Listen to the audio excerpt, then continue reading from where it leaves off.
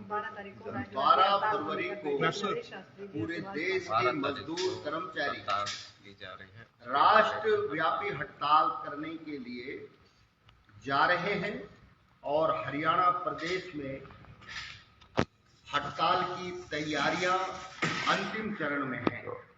सर्व कर्मचारी संघ हरियाणा ने हड़ताल की सफलता के लिए पूरी ताकत लगाई है और संघ की राज्य कमेटी के साथ जिला और ब्लॉकों की दर्जनों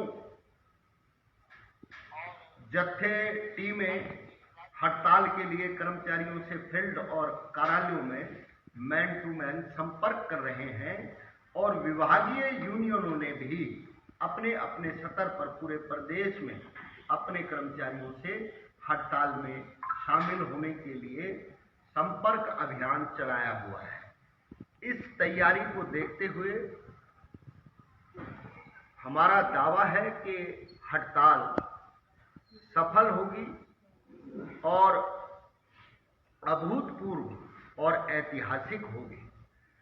हड़ताल के जो मुद्दे हैं वो बहुत ही गंभीर हैं। हड़ताल करने के लिए कर्मचारी मजबूर सरकार ने किए हैं। कर्मचारियों को हड़ताल करना शौक नहीं है।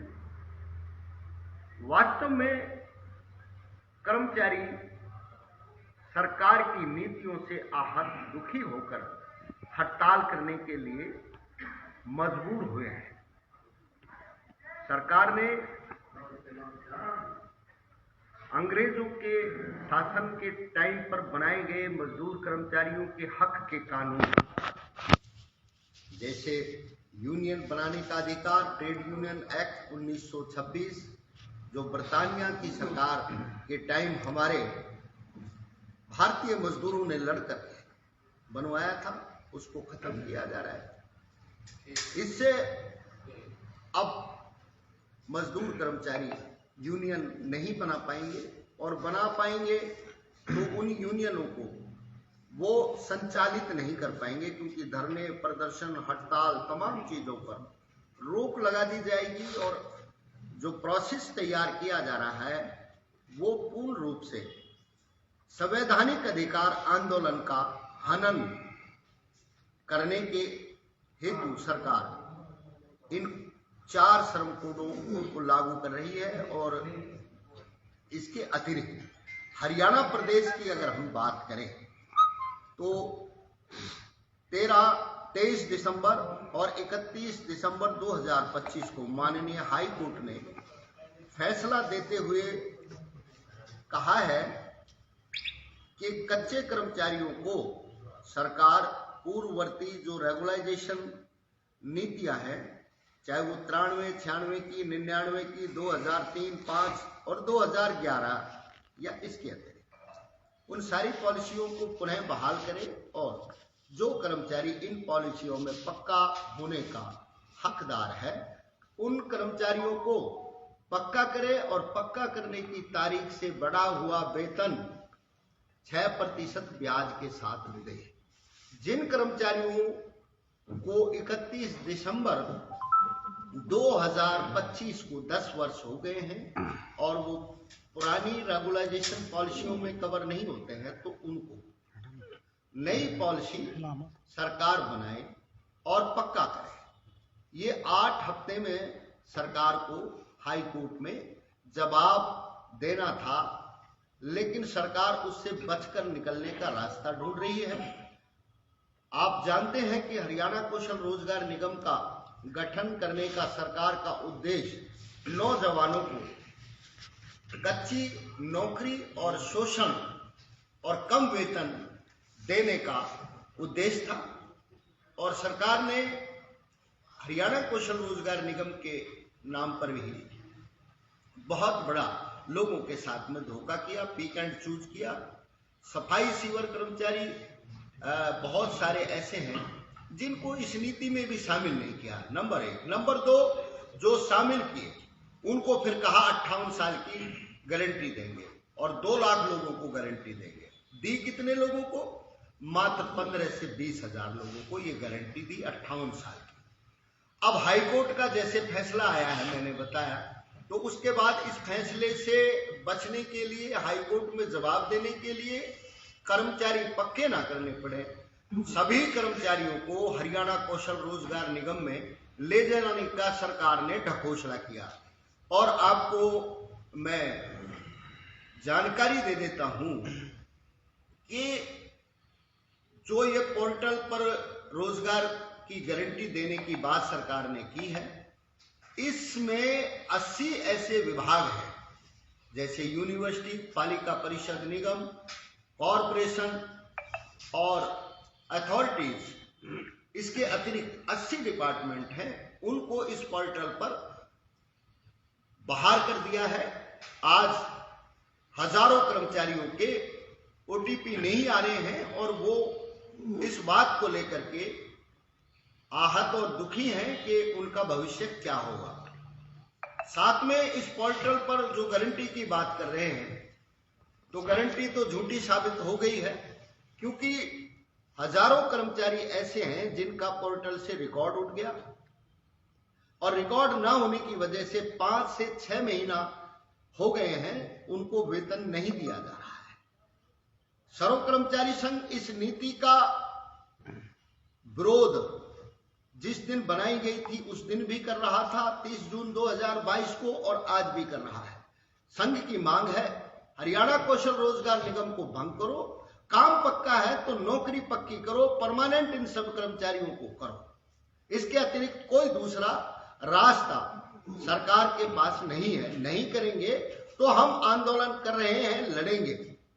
दूसरा,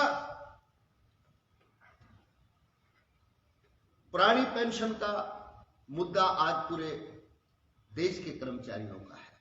अखिल भारतीय राज्य सरकारी कर्मचारी फेडरेशन के दबाव में सरकार ने चुनाव 2024 का जो था, उसमें जब देखा कि उनका जनता में विरोध हो रहा है, तो उन्होंने एनपीएस के स्थान पर यूपीएस का ऑप्शन दिया, लेकिन लोगों ने उसको नकार दिया है। और हमारे देश के कर्मचारी चाहते हैं कि उनको पुरानी पेंशन ही दी जानी चाहिए, क्योंकि जब देश में बात की जाती है एक टैक्स, एक चुनाव, तो फिर एक पेंशन क्यों नहीं है?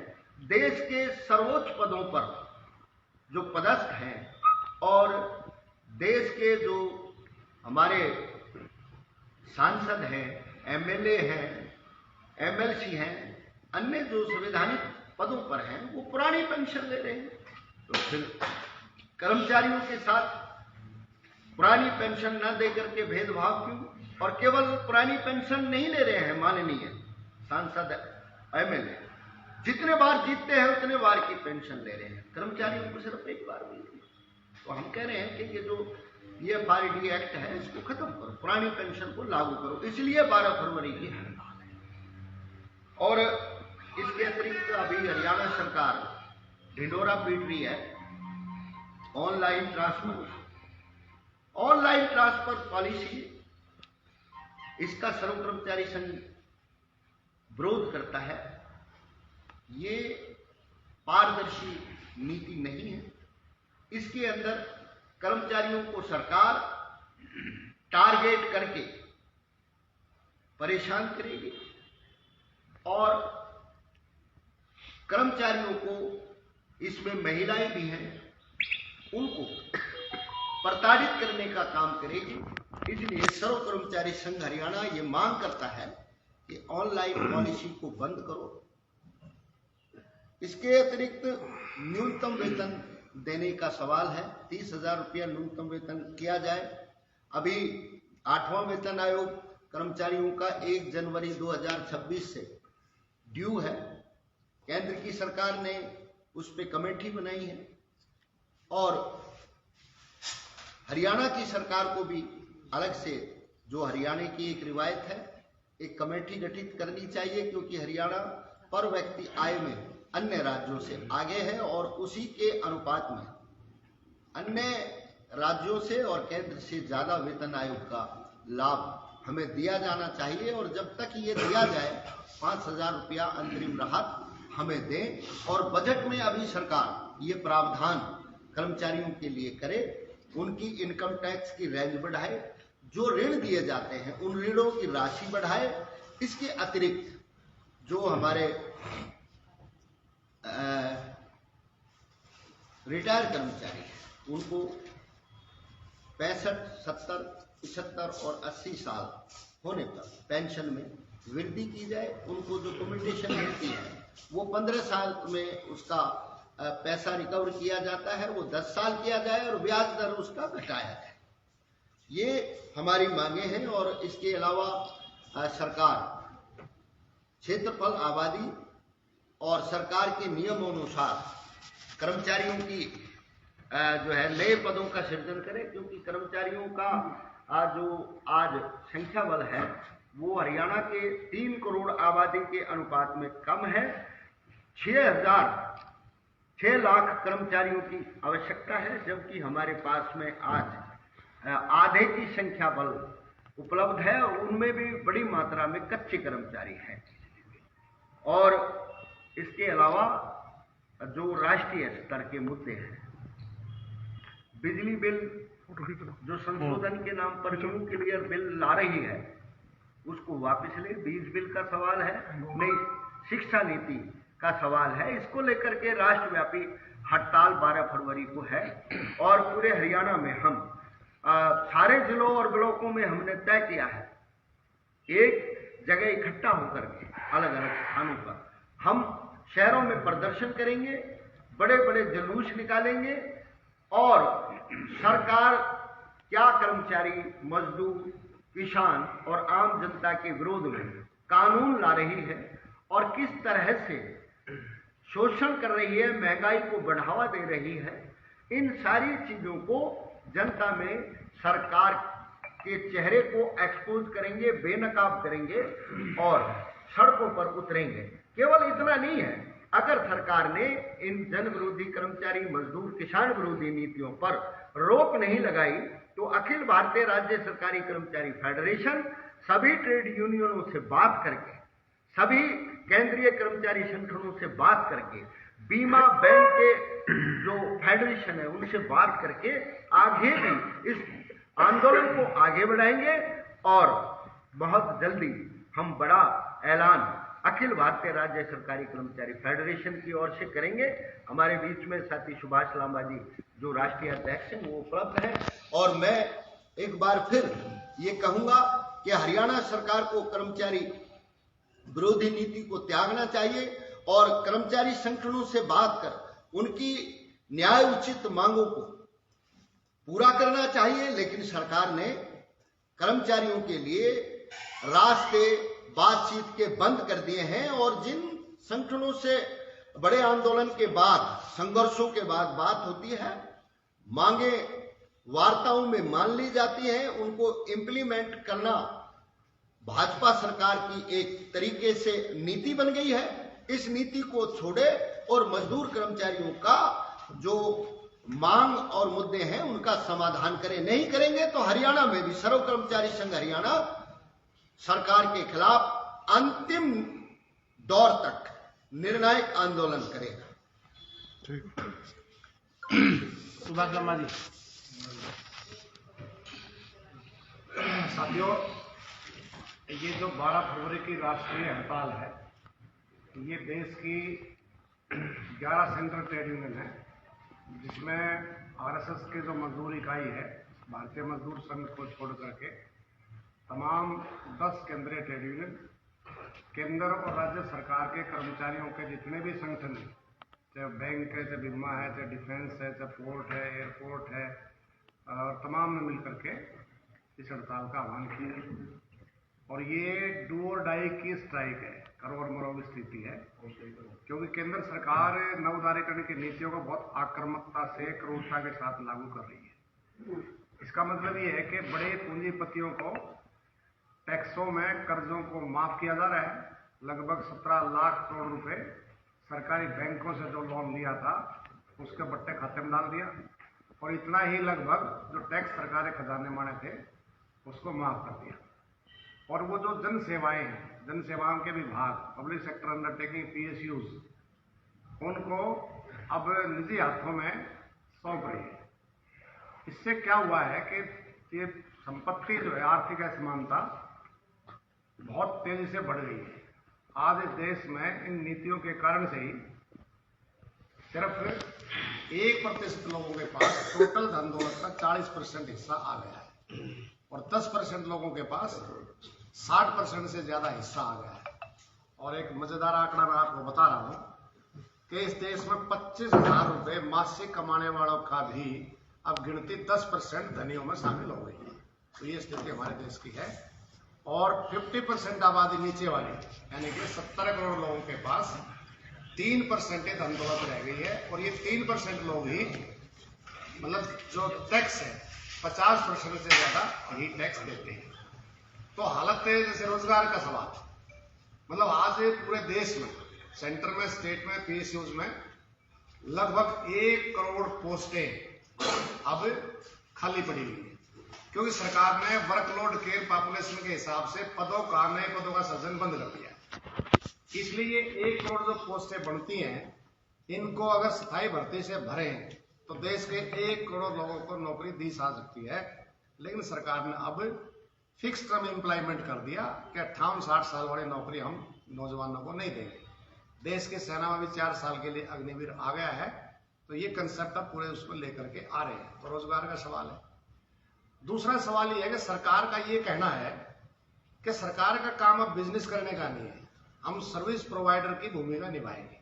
इसका मतलब ये है, जैसे सरकारी हॉस्पिटल है, सरकारी हॉस्पिटल से जनता का इलाज कराएंगे ये नहीं, जनता का इलाज कराएंगे प्राइवेट हॉस्पिटल से, आयुष्मान से, इंश्योरेंस से।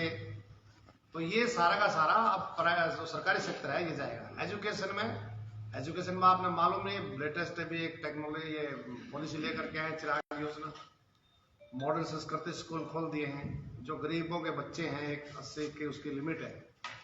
अगर सरकारी स्कूल में पेरेंट्स पढ़ाएंगे तो प्राइमरी में 500-700, मिडिल में 900 और हाई में 1100 रुपये फीस देनी पड़ेगी। और अगर सरकार प्राइवेट में पढ़ाएंगे तो ये फीस सरकार देगी। लेकिन ये केवल 2 साल के लिए ही रहेगा, जो हमारा कहना है। उसके बाद सरकार कहेगी बच्चे तुम्हारे फीस हम क्यों देंगे। तो सरकारी स्कूलों को ताला लग चुका होगा, टीचरों की छटनी हो चुकी होगी। ऐसे ही जैसे बिजली का, शास्त्री जी ने कहा बिजली संशोधन बिल 2025 का ड्राफ्ट नवंबर में जारी कर चुकी है सरकार। अब ये जो बिजली का वितरण प्रणाली है, जो हमारे घरों में बिजली आती है, अब ये भी प्राइवेट में जाएगा। अगर प्राइवेट में जाएगा तो जनता पर क्या प्रभाव पड़ेगा, कर्मचारी पर क्या प्रभाव पड़ेगा?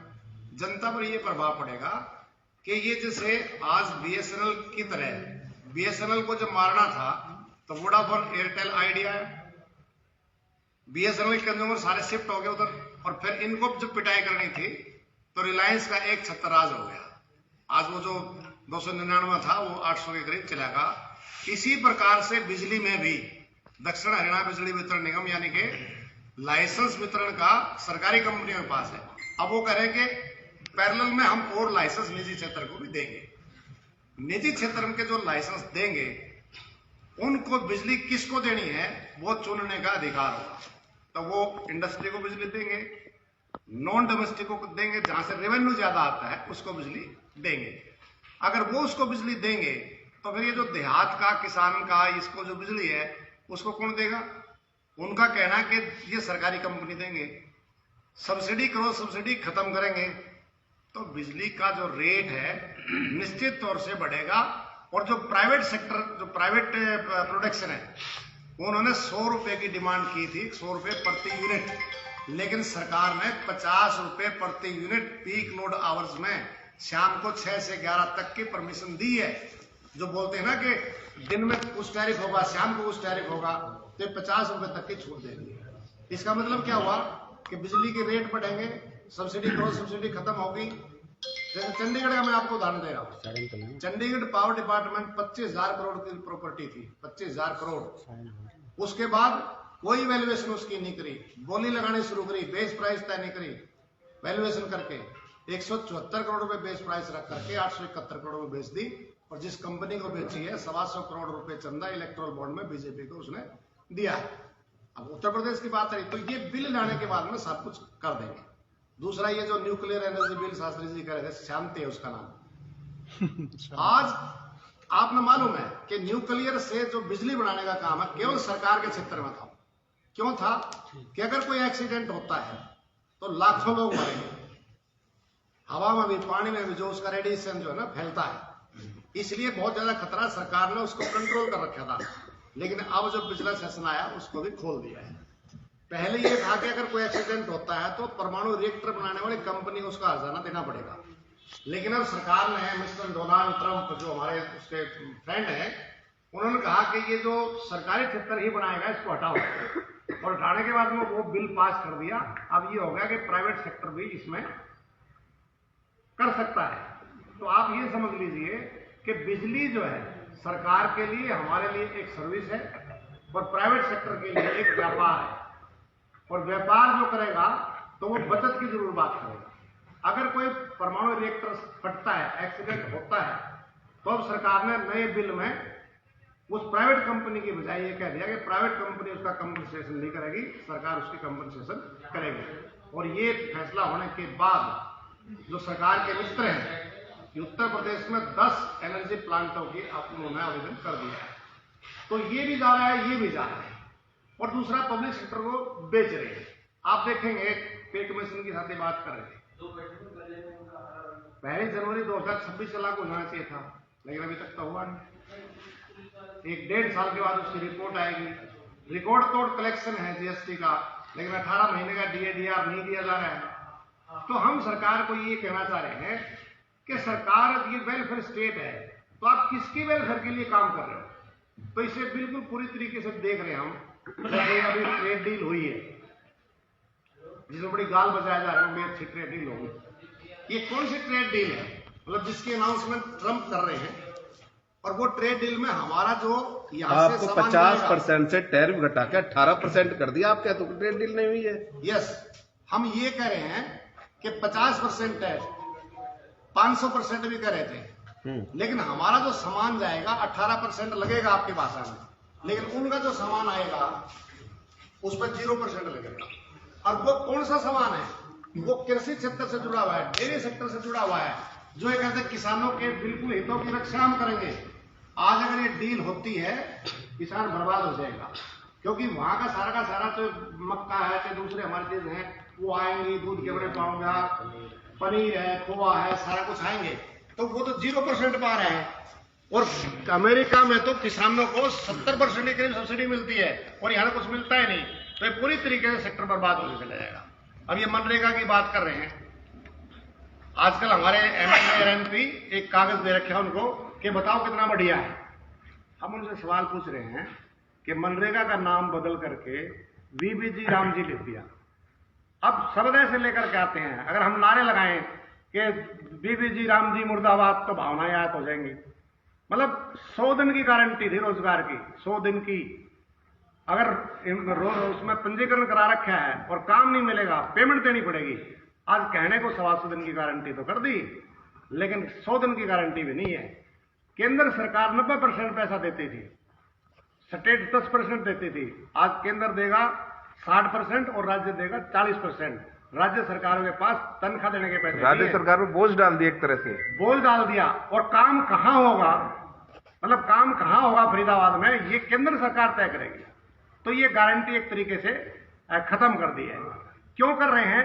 क्योंकि इनको पूंजीपतियों की चिंता है। आप देखिए, एक बात बता रहा हूं मैं कि जो लेबर कोड्स की चर्चा करी है, 8 घंटे के बजाय 12 घंटे काम कर दिया। अगर 8 घंटे की ड्यूटी हो, आप फरीदाबाद में रहते हैं, 8-8 घंटे की अगर 3 शिफ्ट हो, तो तीसरे हिस्से के बेरोजगार को रोजगार दिया जा सकता, नहीं दिया सकता है? दिया जा सकता है। लेकिन बेरोजगारों की रोजगार की चिंता नहीं है, सरकार को चिंता पूंजीपतियों की है कि उनके प्रॉफिट कैसे बढ़े। इसलिए 29 श्रम कानून खत्म करके 4 लेबर कोड बना दिए। ये गुलामी का दस्तावेज है। इसलिए हम कह रहे हैं कि ये जो हड़ताल है, डू और डाई की हड़ताल है। और हम तमाम, हमें बड़ी खुशी है कि इस हड़ताल का संयुक्त किसान मोर्चे ने, अखिल भारतीय सरकारी पेंशनर्स फेडरेशन ने, जनवादी महिला समिति ने, कंस्ट्रक्शन वर्कर्स ने, इन सब ने फैसला किया कि हम इस हड़ताल के साथ हैं। क्योंकि ये हड़ताल देश के संविधान को बचाने की है, संविधान संस्थाओं को बचाने की है, डेमोक्रेटिक राइट्स को बचाने की हड़ताल है। और इस पब्लिक सेक्टर को, जनता के खून पसीने से जो खड़ा किया ना सरकारी क्षेत्र, इसको बचाने की हड़ताल है। सरकार पूरी तरीके से इसको प्राइवेट करने में तैयार है। और इसलिए पूरे देश में हम कह सकते हैं कि केंद्र राज्य सरकार के 50 लाख से ज्यादा कर्मचारी हड़ताल पर जाएंगे और बिजली के कर्मचारी इस बिजली संशोधन बिल के खिलाफ 27 लाख बिजली कर्मचारी भी हड़ताल पर जा रहे हैं। और पूरे देश में जिस प्रकार से पूरी तैयारी है, 25 करोड़ से ज्यादा कर्मचारी और मजदूर हड़ताल पर जाएंगे और बताएंगे सरकार को कि ये अडानी अंबानी की मतलब देश नहीं है, किसानों का मजदूरों का देश है। व्यापक तैयारी पूरे देश में हो रही है। और सरकुंजा सिंह हरियाणा के राज्य प्रधान शास्त्री जी ने जैसे बताया है कि कल पूरे प्रदेश में मतलब शहरों में, कस्बों में मोटरसाइकिल जुलूस जत्थे निकाल करके इस हड़ताल की तैयारियों को अंतिम रूप दिया जाएगा। कोई जुलूस निकाला जाएगा, उसकी गाइडलाइंस वगैरह जारी करेगी आपकी तरफ से कोई? सब गाइडलाइन लिखित में जारी कर दी गई हैं, अनुशासित तरीके से जाएंगे। और 12 फरवरी को कोई डिस्ट्रिक्ट ऐसा हमारा नहीं होगा जिसमें 2-2, 3-3, 4-4, 5-5 हजार के प्रदर्शन ना हो। सरकार पर समझ में। ठीक है जी, ठीक है, धन्यवाद जी।